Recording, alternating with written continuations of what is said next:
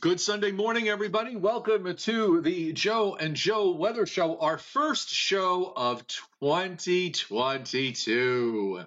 Okay, and it should be almost as good and almost as exciting as our last show of 2021. And the Joe and Joe Weather Show, both in 2021 and in 2022, brought to you by Omni True Value Hardware, Long Island's largest provider of winter weather cleanup materials, everything from rock salt to the big major snow removal products like Pelledo and Mag Ice Pellets and Flakes, and of course spreaders, shovels, snow blowers, etc. If this system for tomorrow pans out, might find it handy. 1226 North Wellwood Avenue in West Babylon. 6317561125 is the phone number, and the website, Joe, is OmniTrueValue.com. Yes, thank you, Kenny Williams. Okay, so as you remember, Joe, last week, with regards to this system for Monday, late tonight and Monday, I was kicking and screaming that the GFS was too far north, too far north, too far north. I wasn't going to go with the idea of any kind of snow, and I had to throw in to throw in the towel on that this morning. But I also have to tell you, I mean, the potential here is for some places is pretty interesting and rather sizable, but there's going to be a very sharp cutoff somewhere. Is the cutoff going to be Route 78, New York City, I-95 in Connecticut? And is that where the cutoff is going to be, or is the cutoff going to be a little bit further to the north, say north of Route 80 to perhaps 287, or a little bit further north than that? I'm not so sure. And I think the short-range models, I've been following the NAM for days. It wasn't until late yesterday afternoon that it even brought precip north of Virginia. And I've noticed that the NAM lately has just, for some reason, has been really lacking in terms of how it's been handling these day-to-day systems.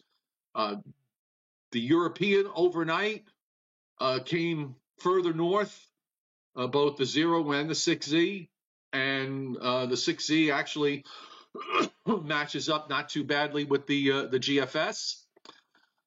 The new GFS is very robust. I don't know. I don't know where your head is at with this. Well, this whole thing has escalated very quickly. I've already seen some forecasters screaming, first accumulating snow of the season. But it looks like if there is going to be any kind of significant accumulation, Joe, it looks like for maybe central and southern New Jersey, where I live up here in Putnam Valley, we might see a few snowflakes. I really don't see anything in terms of a significant accumulation up here. And I agree with you. I think that snowfall of, let's say, an inch, the mighty inch of snow, right, that might be the northern limit of that might be 287. But then again, the new run is just coming out. The new runs are just coming out. So we'll look at them. But it does not look like any. It looks like, to use your terminology, a cheap thrill. That's what I don't know. Well, that depends on where you are, though. The other thing is, it's almost walking distance between an inch and 4. Okay, I mean it's very, very sharp. This is not. I think we have to kind of take a very broad look at this and not too tight a view. But this is going to be, I think this is going to be one of those things where, you're on the northern edge of it and you get a couple of flakes and that's it. And a handful of miles away, it has an inch. And then you go another handful of miles further south and they've got 2, and on and on.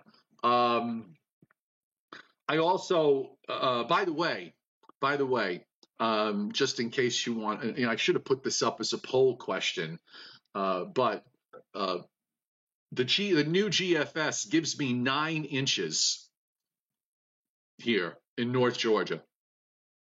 Wow. 9. Okay. Do you have a snowblower? No, I got my 4-wheel drive truck. But I do not have my snowblower. No, I don't. I look. I will be thrilled. Excuse me. I will be so thrilled if I wind up, even though I have to drive to Atlanta Airport tomorrow morning. But I will be thrilled if I see a couple of inches of snow and have snow cover on the ground and maybe snow falling out of the sky tomorrow morning when I wake up. That's what I'm kind of looking for, because being as sick as I've been in the last couple of months, that would be, for me, it would be a nice, hopeful sign. Well, Joe, does it mean, since it's going to be turning much colder here, will it be, I know that the GFS has the northern periphery of the snow over the tri-state area. But does this mean that a lot of that snow is going to be virga? Because I know that the NAM has a very sharp cutoff to what I would assume to be accumulating snow all the way down in the southernmost sections of New Jersey, and north of there, nothing. So you got to wonder what's going to be happening here over the next 12 to 24 hours. I'll why don't we, since we have the new GFS, we might as well start to look at it and give it a view. So this is on the screen right now. I will put it up. I've got the really tight view of the GFS, and this is the kind of thing where I would say 9 times out of 10, maybe even 9.5 times out of 10, this system never winds up getting anywhere close to the Northeast. It winds up passing way to the south. So this is the 6Z, by the way, which has the darker blue snow down in southern New Jersey and Delaware. And then, it's mostly offshore, and then it just kind of moves away. And I'm pulling this up for some comparison because the new run, I believe, went up. So the other thing I'm going to look at is 24-hour precip. Rather than look at the snowfall maps, I'd rather look at 24-hour precip. So let's look at, and I want to eliminate anything that falls today. So 24-hour precip would take us to, so I guess this is fair. We can use 12Z to 12Z. And so on the 6Z run, Joe, the 0.4 of an inch of liquid was, draw a line from Trenton to Sandy Hook. Long Island gets mostly 3 to 0.4 of an inch of liquid. And the 0.5 inch of liquid is pretty far to the south. Then I'll go to the, let's go to the 12Z. And the 12Z, now this is interesting because the 12Z, Joe, has the 0.5 inch of liquid touching the south shore of Long Island and going back to Staten Island and to just north and west of Trenton. It actually gives you a couple of tenths up north of Route 84. So it's a little bit more aggressive here. And of course, it's got 1 inch plus amounts in southern New Jersey. I'm looking at this and thinking the NAM is probably been, the GFS has probably been the one model here that has been incredibly consistent since the onset when we were talking about this since the middle part of last week. The other ones are all, having some sort of game of catch up. Even if you want to cut these numbers in half, I think it still says maybe an inch or two for New York City and maybe, eastern Long Island, 2 to 3 inches, southeastern New England, 2 to 3 inches. And then, central South Jersey and Point South get hit pretty hard. But it's very tenuous in both directions, I believe, and close. And by the way, I used this map because I've noticed oftentimes when you bring up the question of virga, when you look at the snowfall forecast numbers, I'd rather you use the liquid precip amounts because we're talking about amounts here that are actually forecast to reach the ground. So I don't know, because there are times, Joe, where I've looked at the snowfall forecast maps and I see the actual surface map show that light blue snow, and the snow forecast map prints out an inch or an inch and a half, or maybe a half an inch or whatever it is. But then you look at the the liquid precip and it's zero. So I think this works better to look at the actual liquid precip. So I'm not. I put up my snow forecast map this morning, which my Patreon members can see. There's a link up on the top of the chat board. Soon as I put it out, I regretted it because I thought maybe I went a little bit too far north with stuff, but no matter. It is what it is. Well, if you take a look at the one of my favorite maps is the FGen map, which shows all of the omega, shows the dynamics of the scenario. All right, and which one, the 850 or the 700 are you looking at? I would look at the 700 and look at the GFS, and they have the lion's share of the energy all sliding like a snake just underneath Long Island. Right. And it is very tight. You see a lot of, wherever you see the red contours almost like meeting each other to such a degree that it almost makes like a solid color. I mean, you would assume that that's where the heavy snows are going to be falling, or the heavy duty precip is going to be falling. All of that stays just off to the south and east. So it's like what I'm saying. There's going to be a lot of stuff going on out there, but mostly to our south, and the blow off, if you will, of snow coming in, from the south and east over portions of Long Island, central New Jersey, maybe up into parts of New York City and the lower Hudson Valley, but really not amounting to a whole hill of beans. I'll be, based upon what I'm seeing so far, I'd be very surprised if we saw more than an inch in the immediate tri-state area in any one spot. All right. Well, you know what? I'm not going to say no because I don't have a lot of confidence here. By the way, I have up on the screen at 6C at 1 a.m. Look at the omega over me. Yeah. Joe, you did it. You did it during the summertime to us by failing to get to 90 while we spent many days sweltering up here.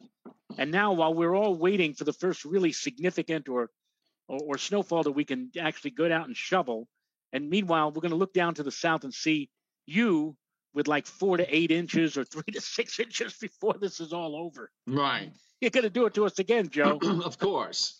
By the way, this is our first time this season where we can use Les Plumes. Les Plumes. Yes. And Les Plumes have been going steadily higher to where now, just to give you some numbers, Joe, iSlip, it gives iSlip 7.35 on the mean, 7.35 for iSlip.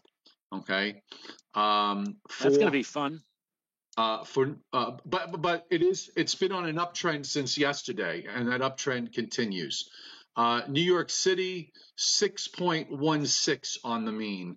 White Plains, it gives White Plains 5.18. Capixie, well, for those of you who live up there who mistakenly call it Poughkeepsie, 2.98 for Poughkeepsie. Look, if Poughkeepsie winds up getting 3 inches, okay, then you're gonna see 8, 9, 10 inch amounts down along the coast if that's the case, because right. If it gets that far north, I wouldn't rule it. I'm not going to completely rule out the possibility that this could wind up still going a little further north. I think that's, I think that's still, since this has pretty much been a surprise all along. Let's look around at a few other places. In New Jersey, the station that's just south between Long Branch and Toms River. I'm not sure what that station actually is. Oh, it's Belmar. I'm sorry, it's Belmar. It gives Belmar 8.26. In the station that is south of Toms River, of course, they don't have an actual plume for Tom's River, naturally. I believe this is Vineland, New Jersey. Gets on their mean 11.11. Again, all these numbers have been trending higher. Philadelphia gets 6.66. Talk about the Omen number for Philadelphia. Let's go into southern Pennsylvania. Lancaster. Not Lancaster, it's Lancaster. And let me get this up a little bit further. 5.19. Washington, D.C., 7.75 for Washington, D.C.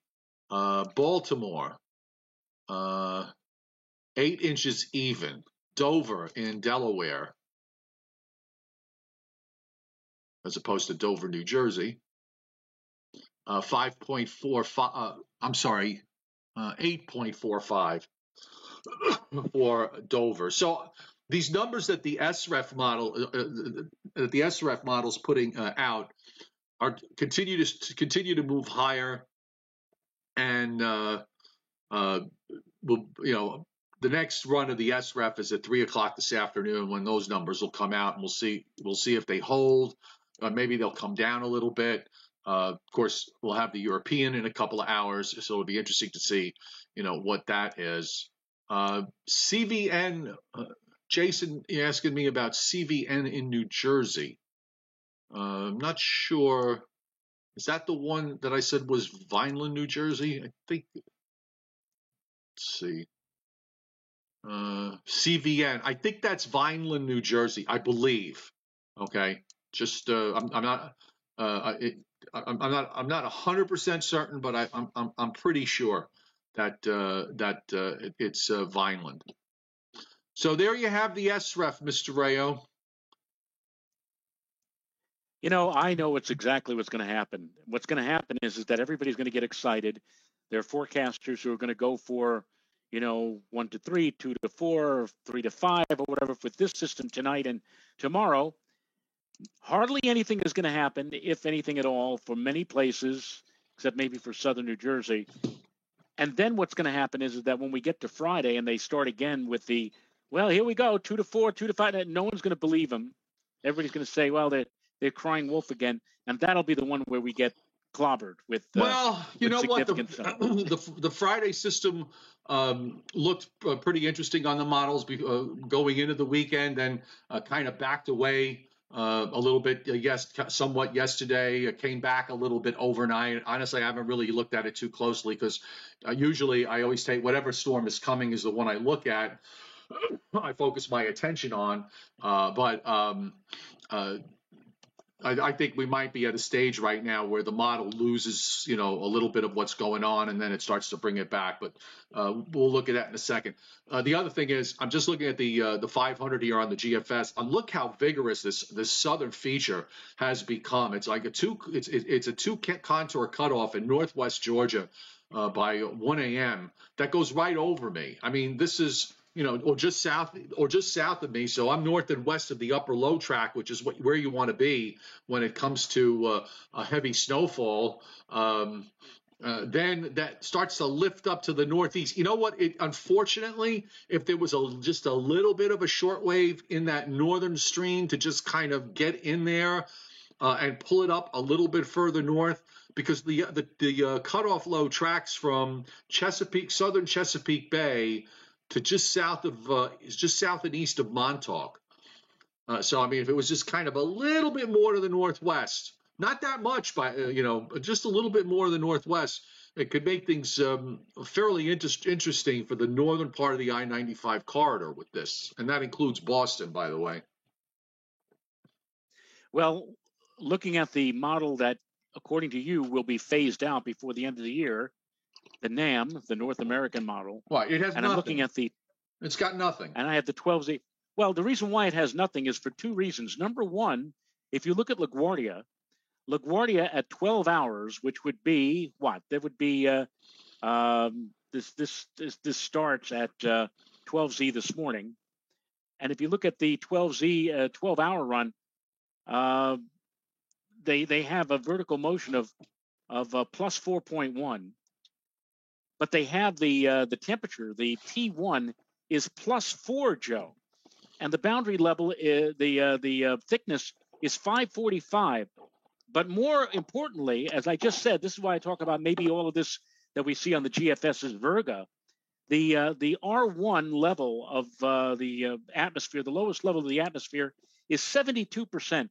And again, it's been my experience that unless that R1 is at least 80% or higher, whatever you get is going to come on down and just evaporate before reaching the ground. Well, not impossible. So, and as you're correct, the NAM gives nothing, nada, to LaGuardia.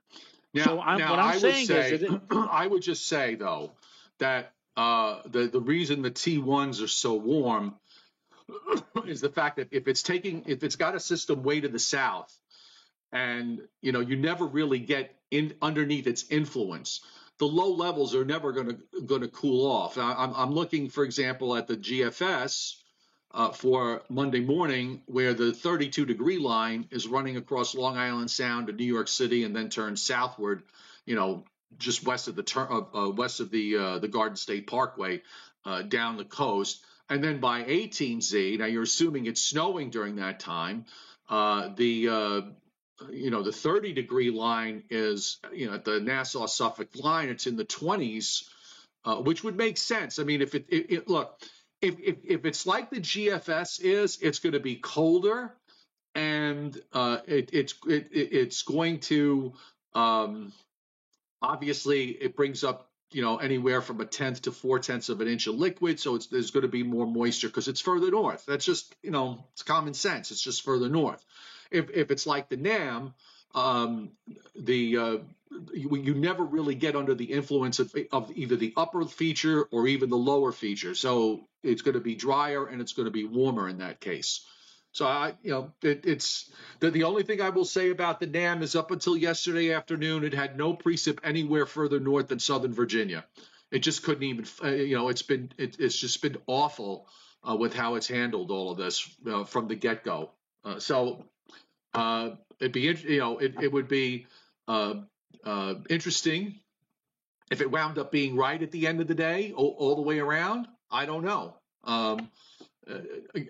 Again, this is to me, this is a very low confidence type of forecast all the way around. I could see this, I could see this busting in both directions, where you wind up with far less than what you think, or you wind up with something that gets more developed and then you get more than advertised. Yeah, well, the storm, or the wave, if you will, of whatever is going to produce whatever snow or whatever precip we're going to get, is going to be practically on top of us by tomorrow morning, and that pretty much is it. I mean, whatever we get has to happen between late this evening into tomorrow morning, because after that, I don't care how cold it gets, the trigger is going to be pretty well out of here. So I don't know, Joe. I'm not. I know you said you're not really all that impressed. I'm not impressed at all. I'm not. Mm-hmm. I'm not really. I'm not. I say wait till the next system, which would be Friday, as to whether or not we're going to see anything significant. Right. Which, by the way, now the GFS has absolutely nothing.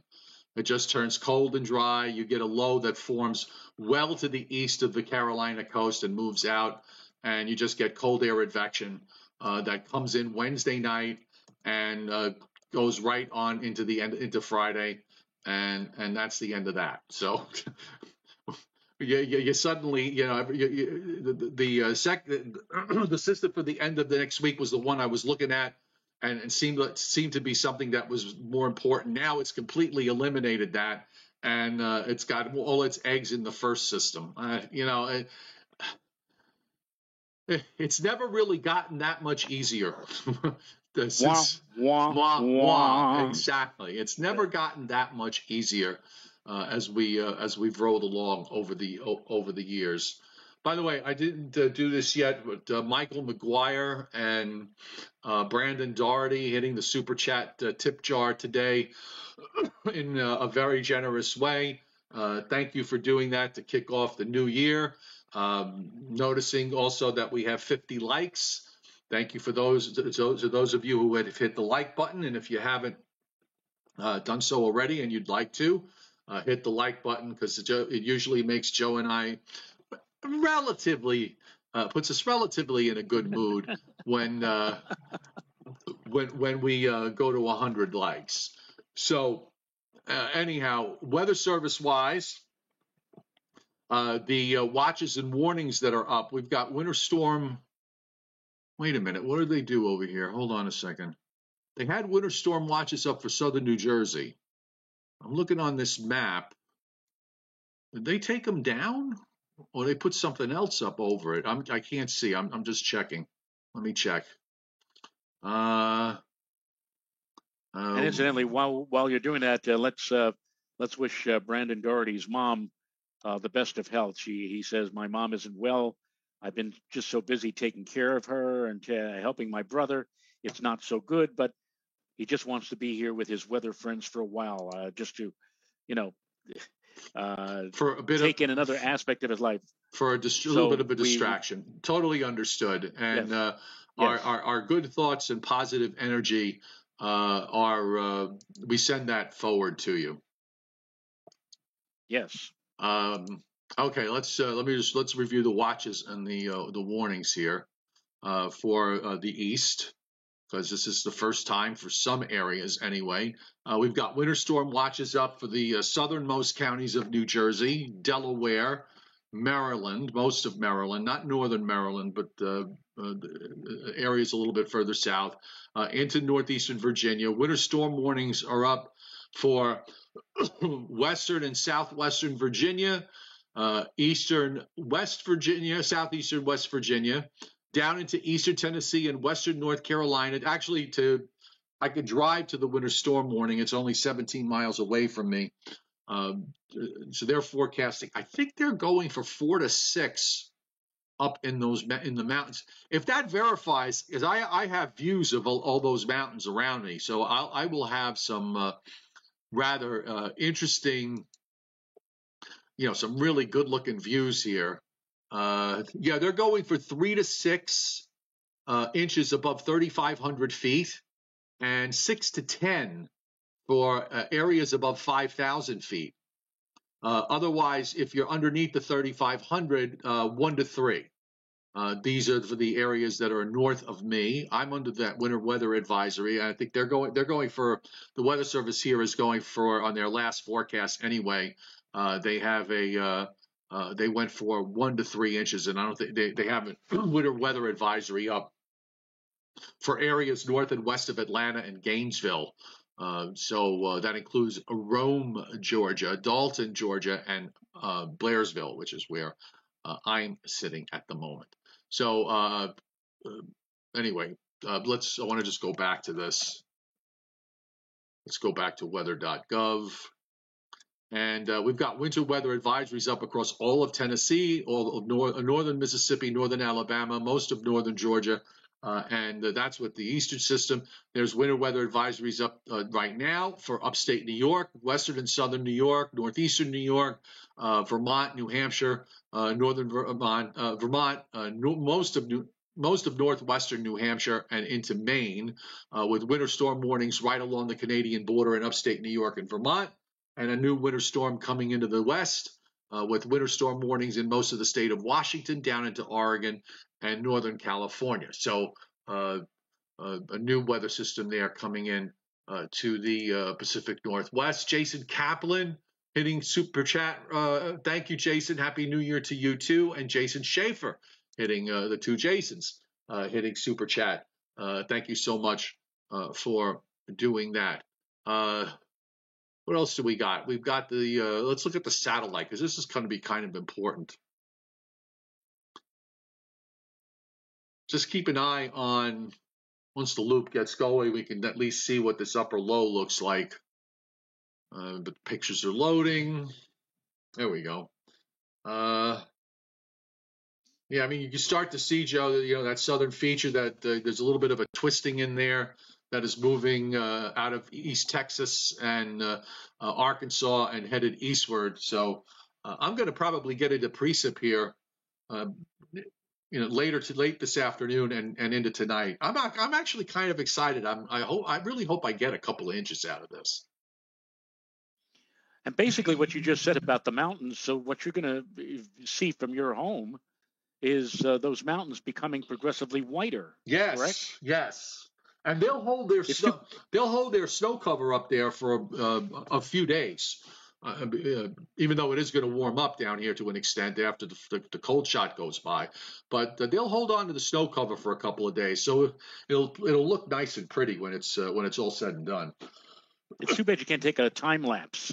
A time lapse video, to show how it gets progressively, how the tops especially get progressively whiter. It almost sounds like something that the late PBS artist Bob Ross would love to render. He used to like to take his knife and his trusty 2-inch brush and do these scenes of mountains with lots of snow up on top. That almost sounds like what's about to happen to where you happen to be Yeah. for the next 24 hours.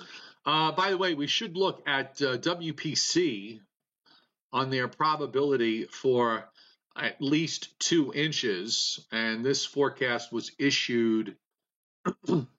This was issued this morning at 14:23. So it was issued at 9:23 this morning. They have this is the probability of at least 2. The 0 to 5% is from New York City, southernmost Rhode Island into southeastern Mass.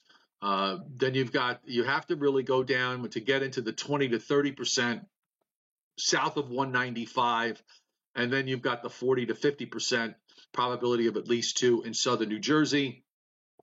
And then, of course, the probabilities go way up as you head down into Delaware, across Virginia, and then down the western part of Virginia, particularly in southwest Virginia, and in western North Carolina, eastern Tennessee. So I would have liked to have seen those numbers be higher, but this was also based on the overnight runs. So who knows where their mindset's going to be when the day after the day run cycle is done.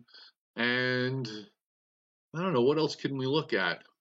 Oh, if you people want to look at the longer range, we could do that. Hang on one second. Joe Mayano hitting super chat. Thank you, Joe. Most appreciated. Just looking at the GFS here, Joe, tomorrow morning. Look what that dark blue snow is really not that far away. That dark blue band this is total precip, by the way, but still, even when you look at the radar, that dark blue band of snow is just not that far away.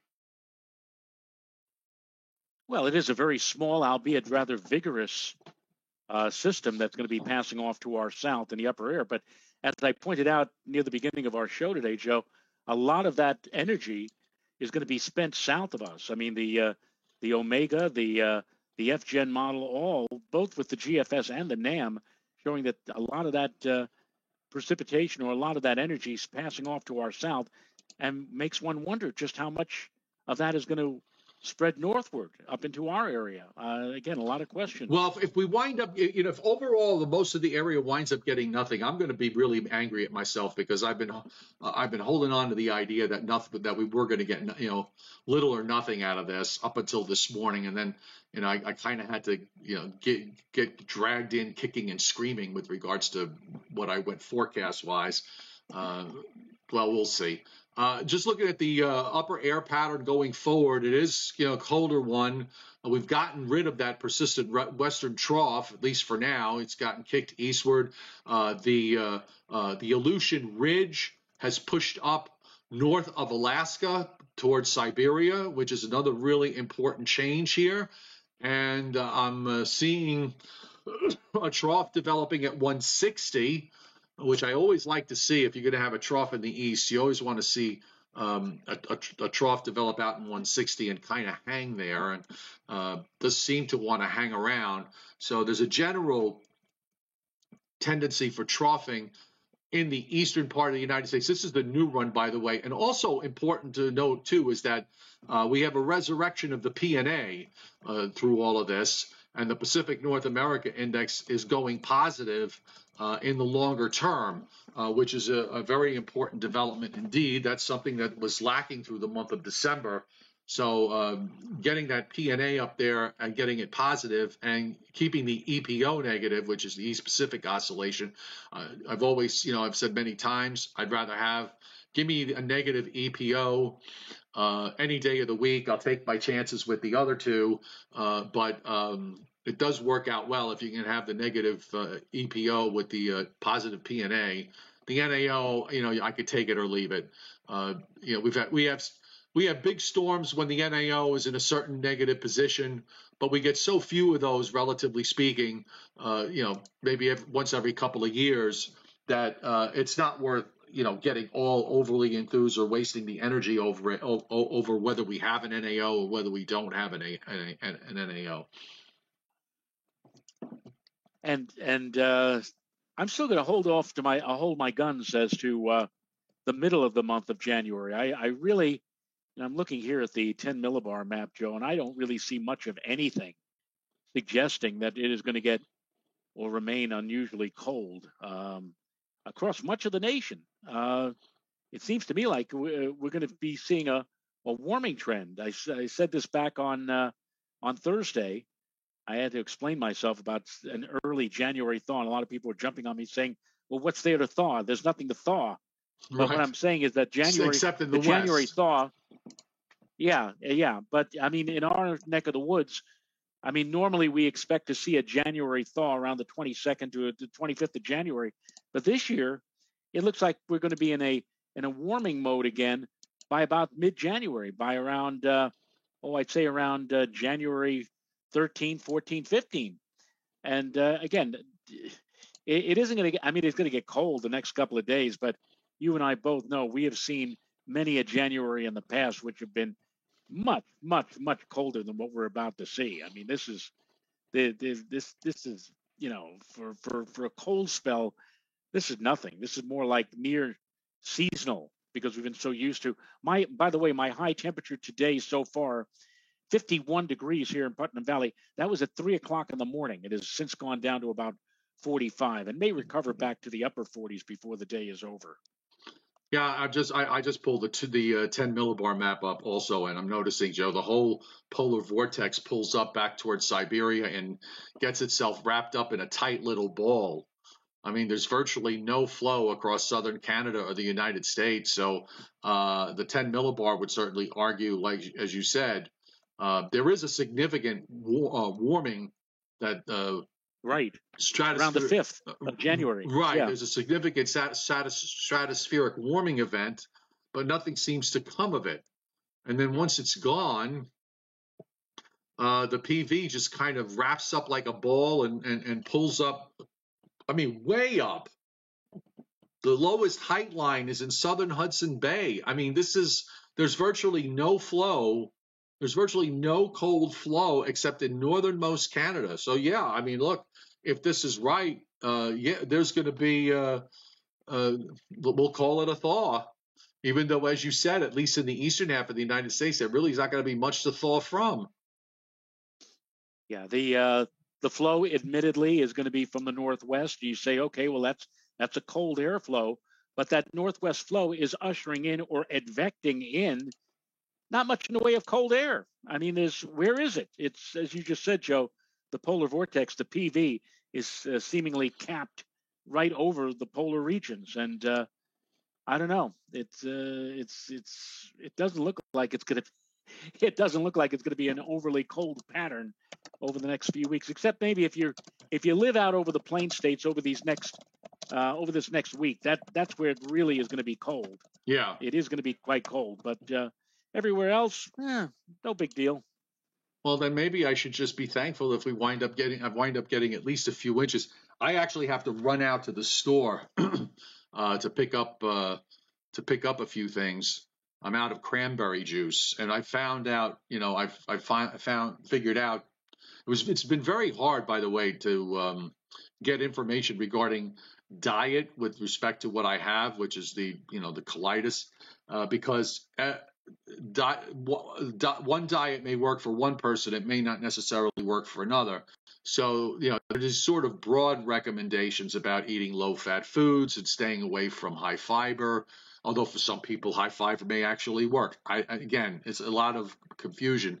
But I did manage to find a couple of pieces from some medical pieces regarding cranberry juice, and that cranberry juice was shown to significantly reduce inflammation of the large intestine. And I had some yesterday. I had some in the house, so I was drinking cranberry juice on and off all day yesterday and this morning. And I have to tell you, I feel my stomach feels so much better, so much less pressure. So I just wanted to share that with everyone. It's been a bit of a rough go. Yeah, that's part of the aging process, Joe. Yeah. Sad to say, that's where you and I are. You or I on the same road, so to speak, and we're going through. It's just like your car too. I mean, your car is so wonderful when you get the car. It's brand new. Everything is working. Come back in about 8 or 10 years, and you know, this thing is breaking down a little bit. This one needs to be replaced. Right. You just have to take care of yourself. That's all. So yesterday, I spent my time watching. I was switching back and forth between the Harry Potter movies and the Twilight Zone marathon.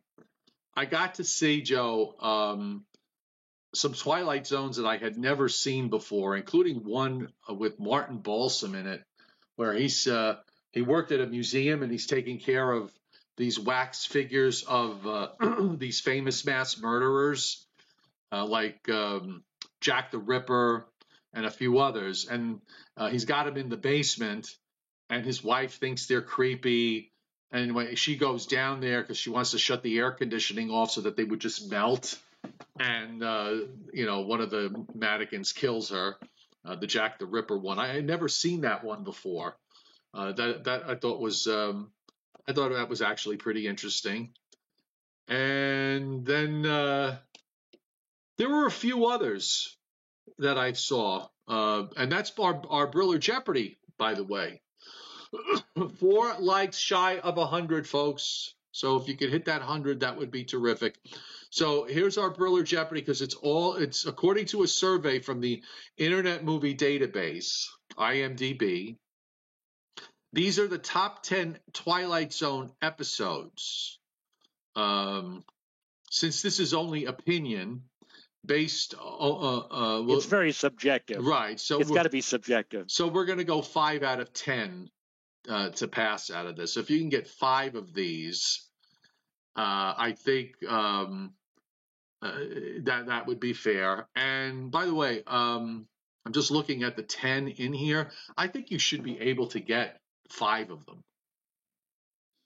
Well, number one, the first one that comes to mind immediately is the To Serve Man episode. Which actually is on the list, and it's number 4 on the list. Okay. And how about Odyssey of Flight 33? Not well. Is that the well? That's the one where they go back in time in the aircraft, and when they come back, they think they're back, except it's 1939. Okay, instead, no, that is not on here. Really? Yeah. Really? How about Time Enough for with Burgess Meredith? Time enough at last. Yes, that's on at here. Last. Okay. What else? The one with Bill Mumy. You're a bad man. You're a very bad man. Right. Where he unfriends them and puts them in the cornfield, which is what Facebook does when they put you in jail there. Let me see. Don't tell me that's not on the list. That is not on the list. You're kidding me. No. And I mean, when they redid the Twilight Zone into a movie, they had that as one of the. All right, then this one has to be on the list. The one with Bill Shatner when he's seeing this thing on the wing of the plane tearing apart the Nightmare at 20,000 feet. 1,000 feet, yes. That's on there.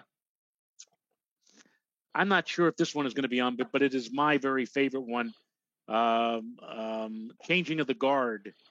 with Donald Pleasence. Which I watched yesterday, and I also love it. It's just a very touching and a very poignant Twilight Zone. I really do love that.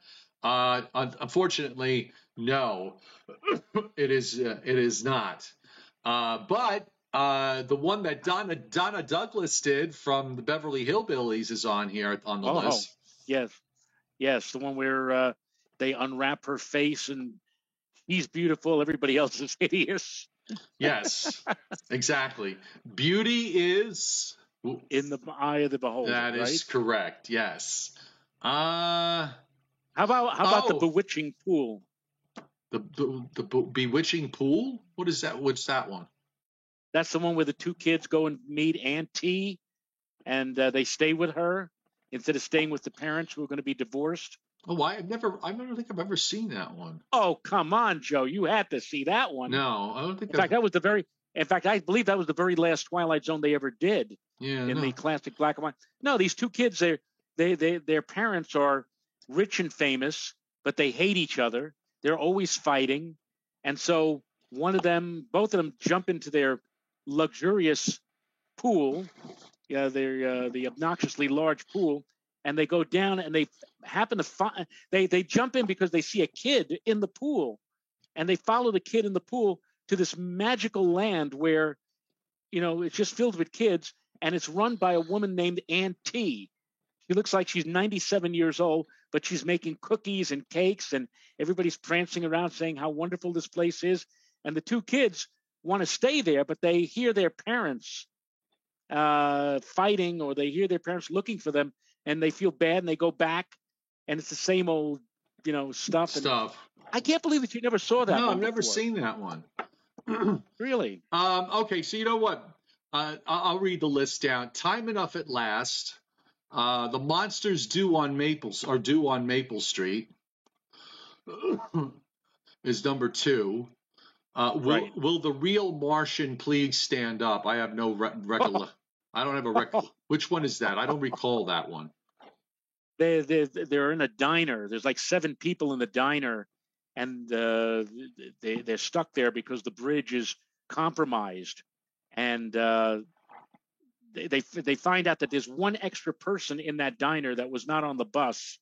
And to make a long story short, the engineers come. They say that the bridge is fine. The bus goes over the bridge collapses, and then one of them comes back to the diner and finds out that the guy who's running the diner is a Martian, but the guy who has come back is a Venusian.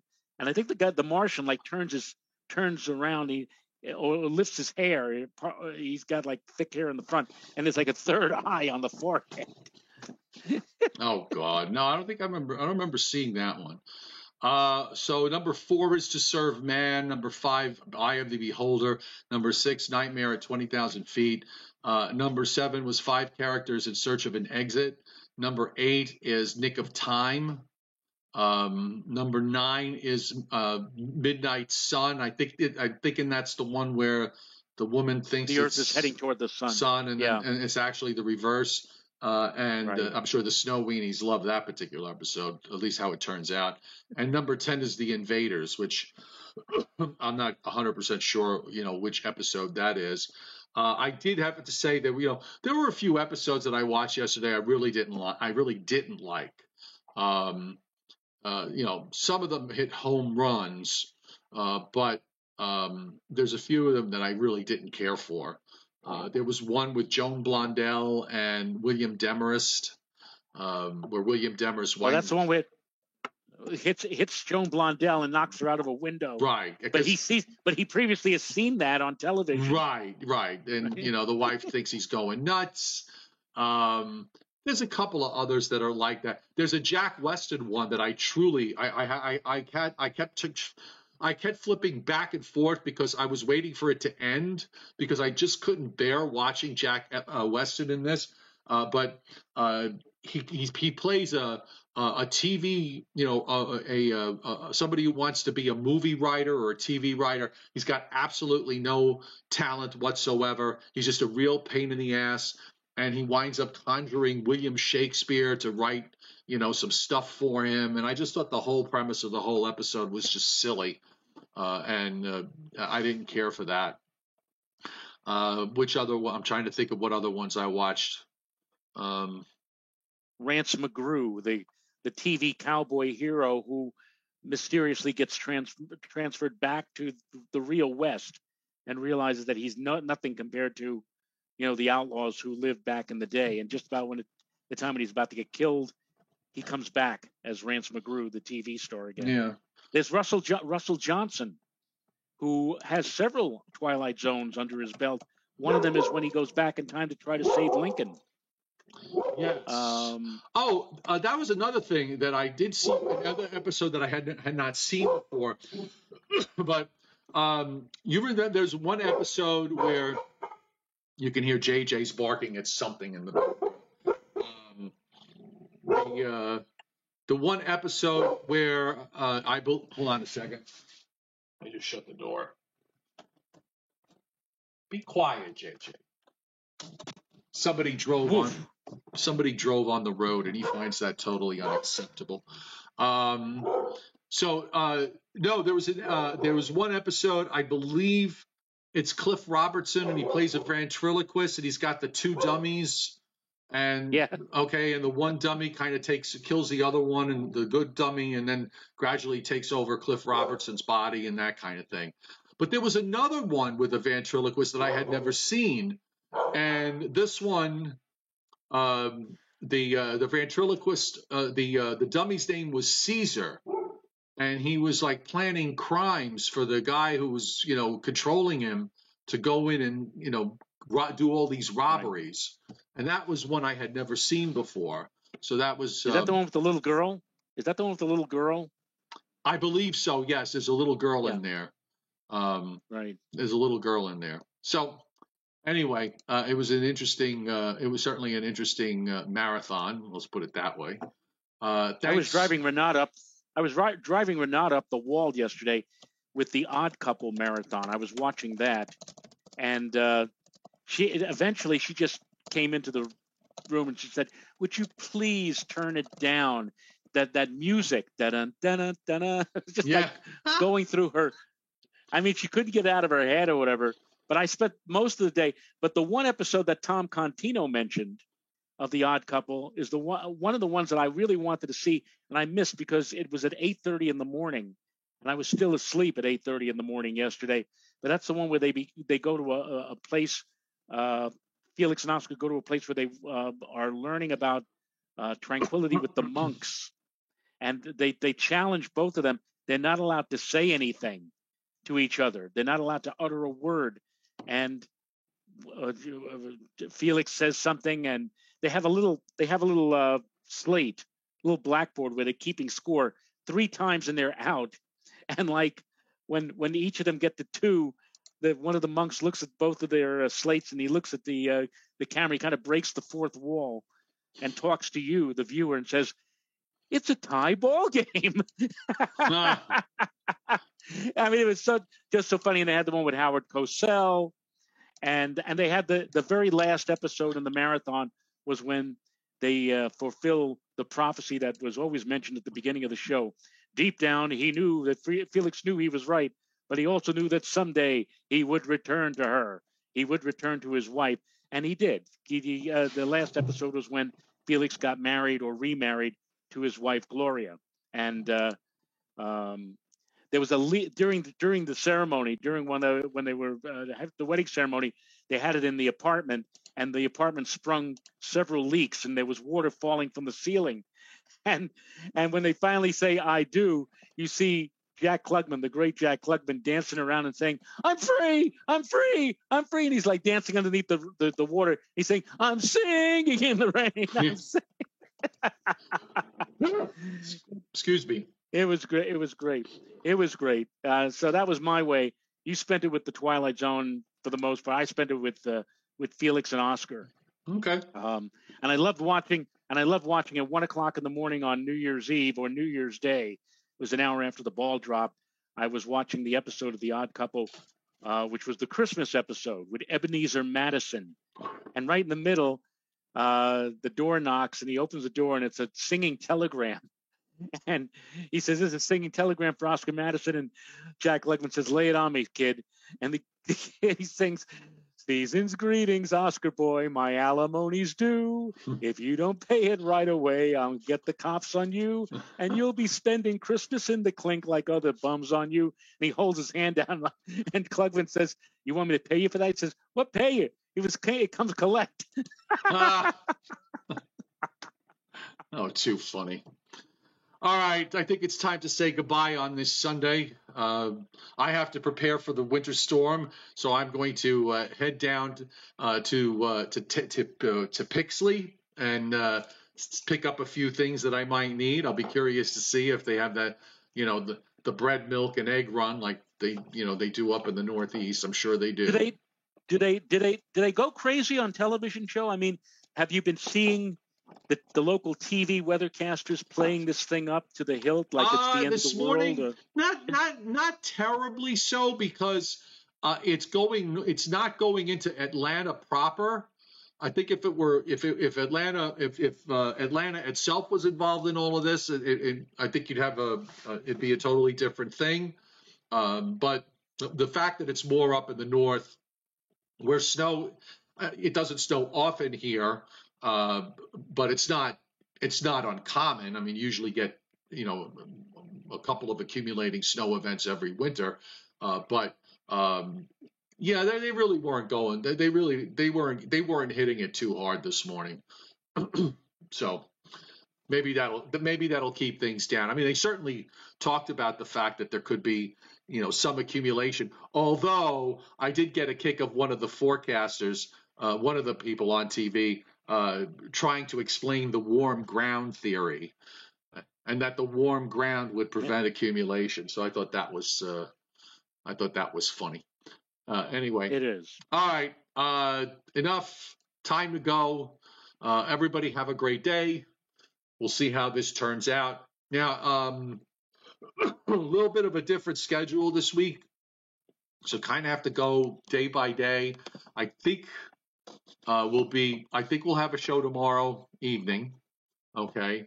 I think we'll have a show Tuesday evening, but I'm thinking we won't have a show on Wednesday because I got a medical procedure on Thursday, and then Thursday will depend on how I feel, because I'm basically, I go in the morning and I'm out 2 hours later, so it's in and out. Well, I will just tell you that on Tuesday, we'll have to move it from 7:30 to 8:30 because I have a library talk, which is based, by the way, on my children's book, the Science of Snow, Joe. And I will tell you that when that book came out back, I think in 2015 or 2016, that was the winter we had hardly any snow. They told me at Simon & Schuster, they said, the more snow we get, the more your book is going to sell. And we had hardly anything, and the book didn't sell all that much. And now I have library talks about snow for kids. The first one on Tuesday. So that should tell you how this winter is going to probably pan out. What? All right. I've jinxed the season already for all the snow lovers. Yes, you have. Okay. Yes. Have a great Sunday. Thanks for the 121 likes. Thanks for the super chat hits for those of you who hit the tip jar today. And we'll see you tomorrow. Bye.